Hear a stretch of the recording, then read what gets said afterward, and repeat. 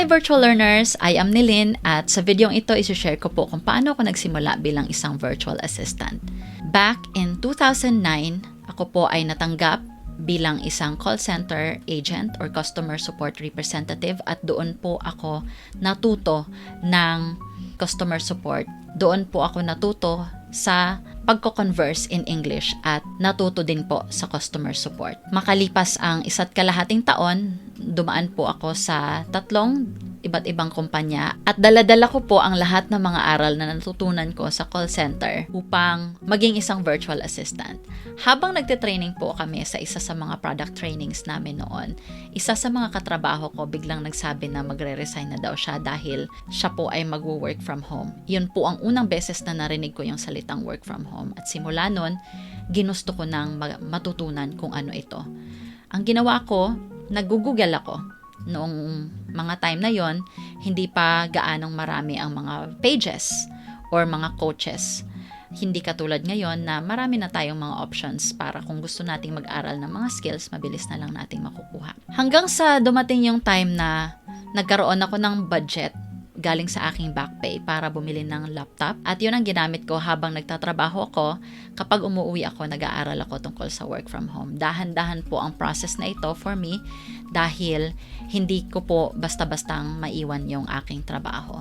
Nagkaroon ng maraming applications na maraming rejections, maraming ghosting mula sa mga in-applyan ko, maraming mga non-responsive clients hanggang sa may 2 na nag-reply sa aking applications. Yung isa, nagkaroon ng interest, subalit kinailangan nila agad ng customer support rep. At hindi ko yun magagawa dahil kailangan ko pang mag-render. Yung pangalawang nagka-interest sa aking application naman, naging willing siya na hintayin ako na mag-render muna ng aking resignation bago ako magtrabaho fully sa kanya. So, yun po ang naging kwento at simula noon, naging customer support representative po ako. So, ang skills po na dala-dala ko bilang virtual assistant ay customer support. Na habang gumagawa ako ng mga customer support tasks full-time sa aking client na yon for almost 7 years, ang ginawa ko po ay nag-aral-aral po ako on the side. Inaral ko po yung iba't ibang mga skills pa na pwedeng i-offer ng virtual assistant. Ang unang virtual assistant job ko ay calls. Kaya dumating yung point sa buhay ko na gusto ko na hindi na po ako nagko-calls dahil hindi lamang dahil may baby na ako, kung hindi, napaka-stressful din minsan ng pagiging customer support, lalo na kung kausap mo ang tao real time.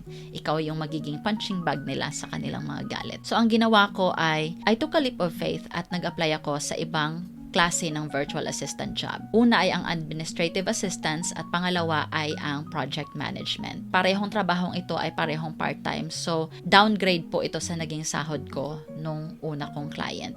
Pero sinubukan ko pa rin at nagtuloy-tuloy ako at napakarami kong learnings mula sa kanila. In fact, ang isa sa kanila hanggang ngayon ay client ko pa rin sa podcast management. Fast forward to now, in 2020 nakahanap po ako ng panibagong customer support na trabaho.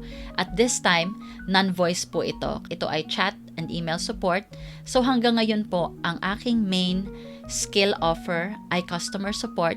Pero on the side, ako po ay merong maliit na team na ang ino-offer naman po namin ay podcast, production, launch, and promotion. Sinishare ko po ito para sa mga nagsisimula pa lang. Hindi po magiging madali ang journey sa inyo. May iba po sa inyo na magiging madali ang journey na ito at mabilis kayong makakuha ng client. May iba naman po na hindi magiging madali at dadaan po kayo sa butas ng karayom. Ang maia-advise ko po as a tenured virtual assistant is magpatuloy po kayo.